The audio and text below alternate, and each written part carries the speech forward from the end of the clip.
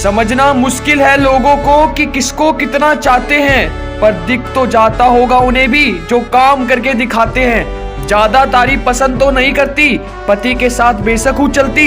रेखा नरेश पुष्प बिहार से जनता को दुखी करने की कोई गलती नहीं करती, जनता को दुखी करने की कोई गलती नहीं करती।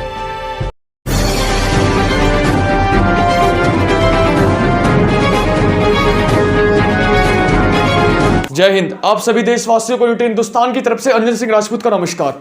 जैसे कि आपको पता है कि 2022 में चुनाव है। इस चुनाव के समय में हम हर एक क्षेत्र में जा रहे हैं, हर एक विधानसभा क्षेत्र में जा रहे हैं और आपको बिल्कुल धरातली स्तर पे सच्चाई पेश करने का कोशिश कर रहे हैं और प्रयास कर रहे हैं। वैसे ही आपने जैसे कि हमारी वीडियो में देखा होगा, कई सारे दर्शकों का कमेंट भी था कि आप पुष्प बिहार साइड में ही और हमारी निगम पार्षद जी से बातचीत कीजिए। तो हम आपके कहने पर आज इस क्षेत्र में आए हैं और आप सबके समर्थन के कारण से और बढ़िया काम चल रहा है। तो जैसे कि आपको पता है कि यहाँ पे रेखा जी हैं, पुष्प बिहार की जो निगम पार्षद रेखा जी हैं, इनसे बातचीत करने का और उनकी जो हस्बैंड है उनसे बातचीत करने का जो है सिलसिला हमारा जारी रहेगा। सबसे पहले बहुत बहुत स्वागत है सर हमारी यूटी हिंदुस्तान चैनल में आपका। जी धन्यवाद। कैसे हैं आप? बहुत बढ़िया। मैडम आप कैसे हैं? कुशल मंगल? मैं बढ़िया। अच्छा सर, ये बताइए कि सुनने में आया है कि आपके क्षेत्रवासी भी कहते हैं कि आप समाज सेवा ज्यादा करते हैं, तो ये जो समाज सेवा की जो भावना आपके अंदर है वो कहाँ से आई है? देखो, समाज सेवा की भावना जो है हमें परिवार से मिली है, हमें पार्टी से मिली है।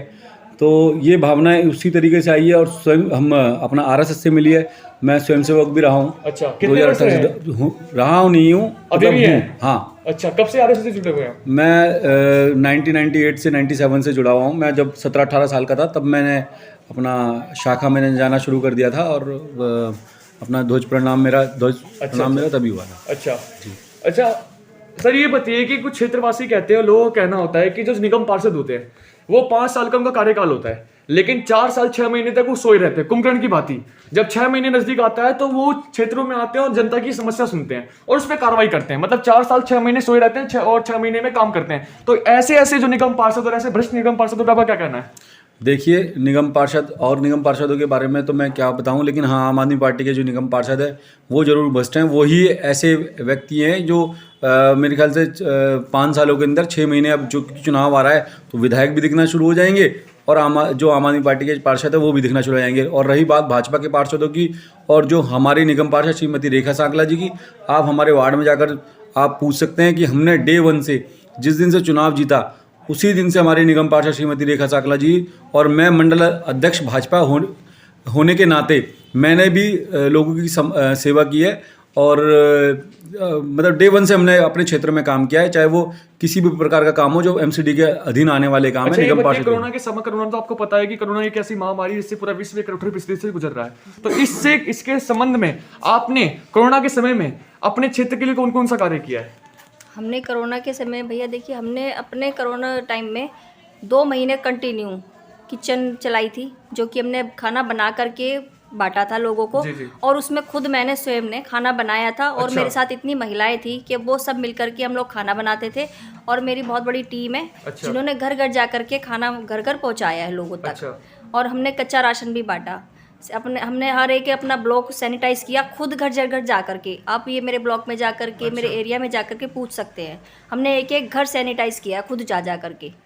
अच्छा सर, ये बताइए कि जितने भी निगम पार्षद होते हैं उनको ऊपर से जो फंड मिलता है, लोगों का कहना, जनता ने कमेंट भी हमें किया था कि वो अपने फंड का इस्तेमाल सही ढंग से क्षेत्रों में नहीं करते हैं। क्योंकि नेता जो भी होता है, जो पॉलिटिक्स में आता है, वो 2 कारणों से आता है। पहला स्वार्थ और दूसरा होता है निस्वार्थ। स्वार्थ का मतलब अपने परिवार की संपत्ति को बढ़ाना और निस्वार्थ का मतलब तन मन धन समाज के प्रति समर्पित करना। तो सर, आप जो राजनीति में आई थी मैडम, आप तो कोई ना कोई आपका उद्देश्य होगा और सर आपका भी कोई ना कोई उद्देश्य होगा। कौन सा उद्देश्य था आपका? जी, हमारा उद्देश्य सिर्फ जन सेवा करना था, जो कि हमने बड़े तन मन धन सब मतलब पूरी उससे हमने किया है उसे। अच्छा। हमने कोई अपने पास एमसीडी का फंड नहीं रखा।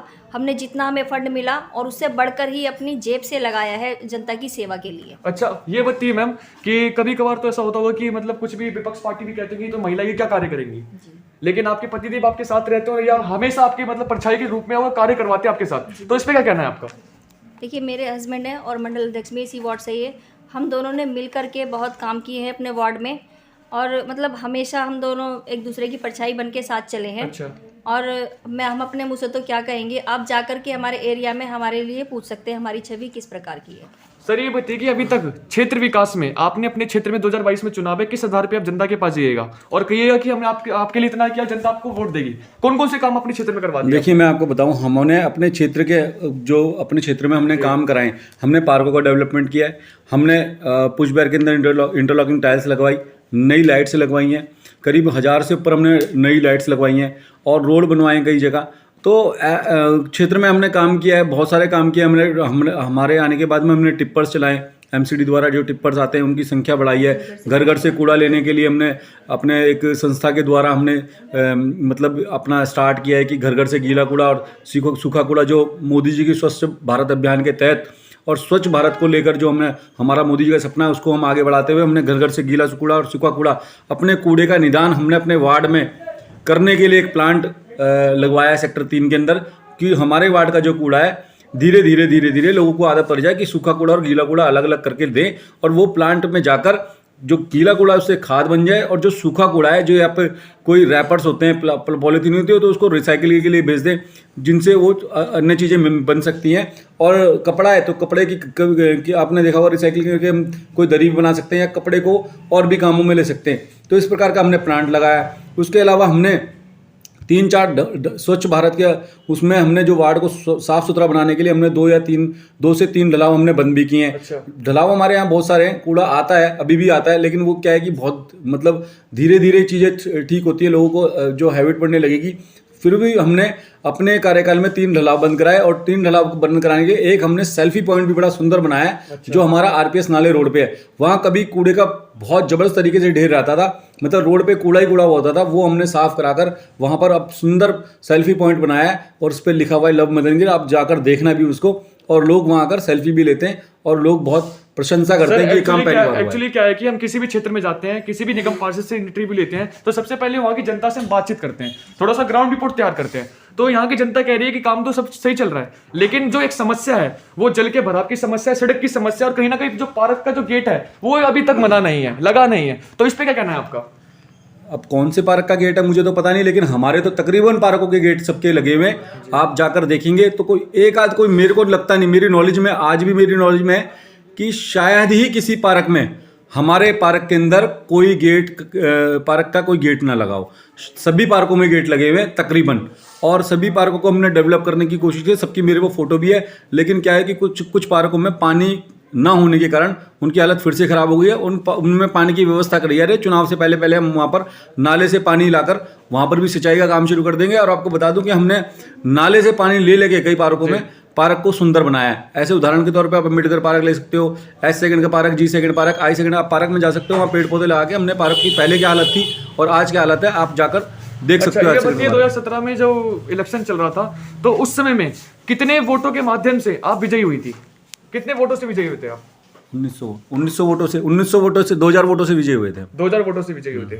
अच्छा सर, ये बताइए कि अब आने वाले घोषणा पत्र तो आप होता है ना एक तरीके से कि हाँ हमने इतने काम करवा दिए, अब जो काम रह गए वो काम अपने क्षेत्र के लिए करवाएंगे। तो कौन कौन से घोषणा पत्र में कौन कौन से कार्य रह गए? अब देखिए, अभी हमारा क्या है कि हमने हमारा जो अभी हमारा जो टारगेट है वो मार्च तक हम सभी पार्कों को तकरीबन जहां पर पानी की व्यवस्था हम कर देंगे उन पार्कों को डेवलप कर देंगे मार्च तक जी। मार्च लास्ट तक या अप्रैल फर्स्ट वीक तक कर देंगे।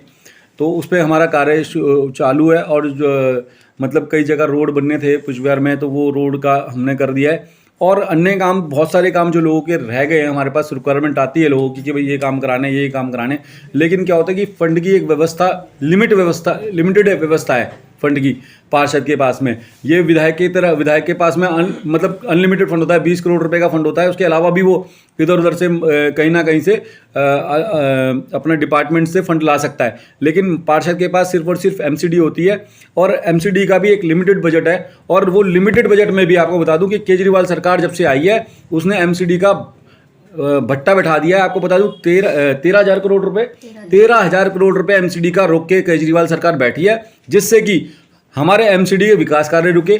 हम किसी भी प्रकार से किसी न किसी माध्यम से जोर जबरदस्ती करके अधिकारियों से हाथ जोड़ के हम लोग फंड लाकर काम काम कराने होते हैं, जो इम्पोर्टेंट काम होते हैं, जनता से पूछते हैं कि भैया प्रायोरिटी वाले काम बता दो, तो वो पहले करा दे। तो उस प्रकार से हम वो काम कराते हैं। लेकिन आपको बता रहा हूँ कि एमसीडी के साथ में जो सौतेला व्यवहार केजरीवाल सरकार कर रही है, फंड की बहुत दिक्कत है, लोगों को तनख्वाह केजरीवाल सरकार नहीं दे रही है, फंड नहीं दे रही है। 13,000 करोड़ जो है केजरीवाल सरकार एमसीडी का रोके बैठी है।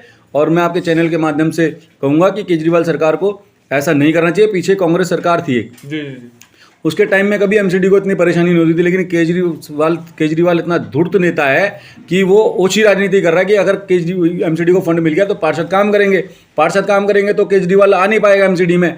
तो स्लोगन दे रहा है कि केजरीवाल एमसीडी में भी केजरीवाल, पता नहीं, मेरे को लग रहा है कि मेयर बनेगा कि आप सीएम की कुर्सी छोड़ के। केजरीवाल, मेरे को लगता है कि अब केजरीवाल उसकी कुर्सी छोड़ देगा चीफ मिनिस्टर की, और अब मेरे को लग रहा है कि वो केजरीवाल एमसीडी में भी केजरीवाल, तो मेरे को लग रहा है कि चीफ मिनिस्टर की कुर्सी छोड़ के मेयर बनेगा एमसीडी का। तो अधिकांश मैं आप सभी को बता दूं कि अधिकांश हमारी देश की जनता इस बात से स्पष्ट नहीं है कि कौन से कार्य निगम पार्षद के होते हैं, कौन से कार्य एमएलए के होते हैं। जो बड़ी बड़ी सड़कें बनते हैं तो सब लोगों को लगता है कि वो भी निगम पार्षद के हाथ में होता है। तो उनको बता दूं मैं कि वो सारे कार्य जो होते हैं वो एमएलए के हाथ में भी होता है। आप जब तक आप इस बात से स्पष्ट नहीं रहिएगा कौन एमएलए का काम है और कौन सा निगम पार्षद, जब तक आप का समाज और आपका देश आगे नहीं बढ़ने वाला। तो इस बात से आप स्पष्ट रहिए और अधिक से अधिक इस वीडियो को शेयर कीजिए। और आपके लिए मैं एक बात बता देना चाहता हूँ, भाई साहब ने अब जो बात बोली है कि जो काम निगम पार्षद कर सकता है वो काम विधायक भी कर सकता है। वो जो रोड निगम पार्षद बना सकता है वो रोड विधायक भी बना सकता है, लेकिन काम करने की इच्छा होनी चाहिए। मैंने आपको बताया कि एमसीडी के पास लिमिटेड फंड होता है, फंड कम होता है। एमएलए के पास, विधायक के पास में फंड बहुत होता है, तो वो अपने सड़कें बनवा सकते हैं, सब कुछ करा सकते हैं। लेकिन क्या है कि नीयत नहीं है काम कराने की, इसलिए इस जो बड़ी बड़ी सड़कें हमारी वो खराब पड़ी हैं। तो मैं इस चैनल के माध्यम से कहूँगा कि हर एक आदमी को अपनी जिम्मेवारी निभाते हुए क्षेत्र में काम कराना चाहिए। जो हमारी जिम्मेवारी उसमें उस जिम्मेवारी को निभाते हुए हम क्षेत्र में काम कर रहे हैं। अच्छा, आपके हिसाब से एक अच्छे नेता की विशेषता क्या होती है आपके हिसाब से? अच्छे नेता की विशेषता यही होती है कि वो जनता की रिक्वायरमेंट पे काम करे। अच्छा। जनता क्या चाहती है ग्राउंड पे जा करके उनको देखे, उनसे पूछे उनकी क्या क्या प्रॉब्लम्स है, उस पे अगर हम उनकी समस्याओं का हम समाधान करेंगे, उससे बढ़िया नेता नहीं होगा। चलिए, और आपके चैनल के माध्यम से मैं एक बात और आपको बताना चाहूँगी कि अब जैसे कि हम स्टार्टिंग से ही जब हम चुनाव जीत के आए थे, हम तब से ही जनता के बीच जा रहे हैं। तो जनता जो है एमसीडी के काम तो कम बताती है, जो विधायकों के अंडर काम आते हैं उसकी मुझे ज़्यादा शिकायतें आती है। जैसे कि सीवर लगा लीजिए आप, सीवर लाइन डलवानी है, या सीवर ओवरफ्लो से साफ़ कराना है, या पानी गंदा आता है, यहाँ पानी कभी साफ़ नहीं आता। और ये अजय दत्त जी के पास है, हमारे विधायक जी के पास पानी गंदा आता है, प्लस पानी कहीं पे आता ही नहीं है। जैसे वो राशन कार्ड हुआ, राशन कार्ड कितने 10-10 सालों से पेंडिंग में पड़े हैं, वो राशन कार्ड कभी बन ही नहीं रहे लोगों के। तो जो जनता परेशान है उनको काम को कीजिए ना, बैठे हैं। हाँ, जनता वही बात कर रहा हूँ, स्पष्ट नहीं है। निगम एमएलए के काम को निगम पार्षद पे थोपी जाती है। तो आप दोनों को देखकर मुझे एक छोटी सी पंक्ति याद आई कि जला के भस्म कर उसे जो क्रूरता का जाल है, जला के भस्म कर उसे जो क्रूरता का जाल है, तो वारती की लो नहीं तो क्रांति की मिसाल है। चरित्र जब, और जितने भी दर्शक इस वीडियो को देख रहे हैं जितने भी हो सके वो शेयर कीजिए। अगर वीडियो पसंद आए तो लाइक कीजिए, चैनल पहली बार सब्सक्राइब कीजिए। मिलते हैं एक ऐसी वीडियो के साथ। जय